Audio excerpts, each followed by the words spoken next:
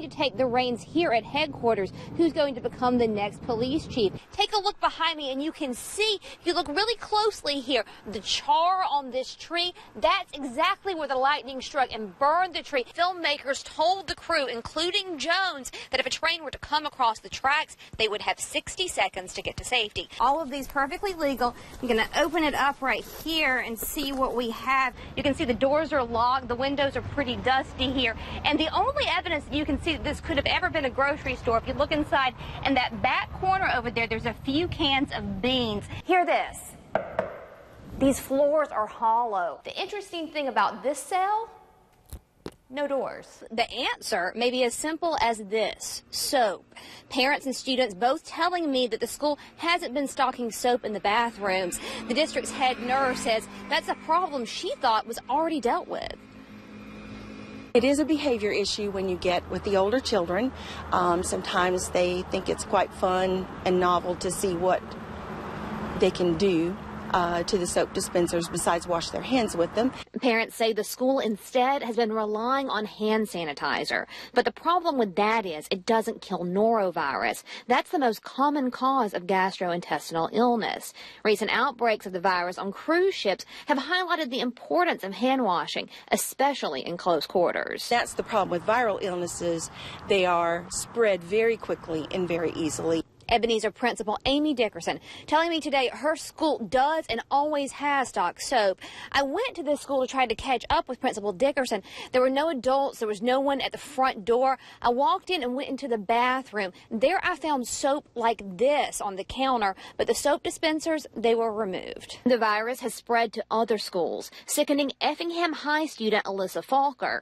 What's more sickening, what Falker says she sometimes sees in the soap dispenser. You can see like people have spit in the soap and there's just like a layer of spit on the top of it. Alyssa's mother, Jana, worries about the pressure for children to attend classes now that Effingham is in the middle of standardized CRCT testing, which determines these schools' report card. So I know there's a big push to try to have as many kids there as possible, but I also think the downside of it is not only are they going to spread the germs, but if they do go sick, they're not going to do their best on the test. Ash telling me that her son, an Effingham Middle School student, was also sickened and that he's being kept out of a school-wide ball tournament because he missed class during that standardized testing. There's one inescapable fact about being on the road. A big rig is a lot bigger than you. Trucks are really safe. It's just knowing where to be and what not to do. First off, don't assume this beast drives like the family Ford. A trucker's blind spot can be bigger than your car. Here's a tip. If you can't see yourself in a trucker's mirror, they can't see you. Once the driver hits his brakes, it's going to take roughly 366 feet to stop. That's a football field plus both end zones. So leave plenty of space between you and that truck. Stay about 20 car lengths behind. It's not just about the truck's stopping time. If I straddle something and you're following too close to me, you're going to hit it, and then you're going to get mad at me. And if you pass a big rig, pass on the left. Blind spots are the worst on a truck's passenger side. Once you see the whole front of the truck in your rear view mirror, just gently ease back on over and go on about your merry way and have a good trip. Sitting in the cab of his truck, McElwaney told me, the good Lord willing and the creek don't rise. He's set to hit 3 million safe driving miles any day now. We're not out here to violate anybody's rights. The push for forced blood draws is part of a traffic enforcement initiative dubbed Operation Thunder. All summer long, troopers from around the state, along with the Governor's Office of Highway Safety and Metro Police, will saturate the county with traffic checkpoints and stepped-up patrols. We want to make sure that the community is fully aware that all eyes are on them. Recorder's Court judges haven't decided yet whether they'll sign off on the forced blood draws, but DUI attorneys are already crying foul. I think it's a mistake.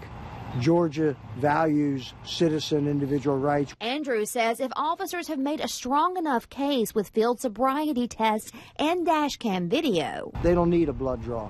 Georgia isn't the only state that does it, though. So do Tennessee and Wyoming. Metro Atlanta has embraced the trend. The no refusal has worked excellent all over the state. In January, the Georgia Court of Appeals ruled the practice lawful. But Andrews wonders about unintended consequences of inserting a needle in an unwilling driver's arm. They're going to hurt somebody. Police say so will drunk drivers. I don't have pity on anybody that gets out and has a DUI. There's too many cabs, too many taxis, too many friends.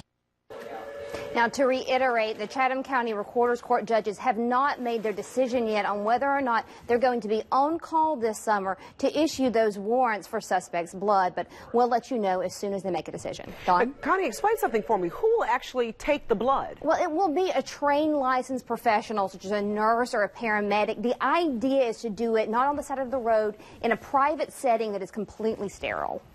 And also, this is different because isn't this practice already going on with boaters? It is. Last year, there was a terrible fatal accident on the Ogeechee River, and the Recorder's Court decided they would go ahead and issue a warrant for the suspect's blood. But it's different for boaters than it is for drivers. Boaters essentially have less rights under Georgia law than drivers do.